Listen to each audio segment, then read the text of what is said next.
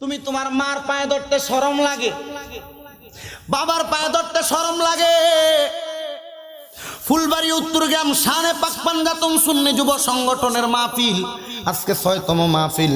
এই মাহফিল সফল হয়েছে তখন বোঝা যাবে যখন আগামীকালকে ফুলবাড়িয়ার দোকানে বৈশা বৈশা এলাকার মুরব্বীরা কইব, হ্যাঁ শামীম রাজার ওয়াজ শুনে আমার ফুতে আমার পায়ে ধরে মাপ চাইছে, তবে আমার ফুতে আমার লগে কোনো অন্যায় করছে না, তবুও মাপ চাইছে হুজুরের কথা মানতে যাইয়া।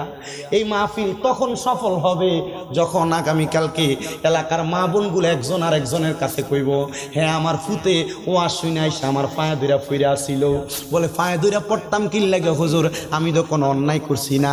মা বাপের পায়ে ধরলে ফুত ছোট হয় না, মা বাপের পায়ে ধরলে এই সন্তানকে বড় বানায় একজন, তিনি কে? আল্লাহ। জোরে বলেন তিনি কে? আম্মা আব্বা অন্ধকার কবরে, হুজুর বললেন মা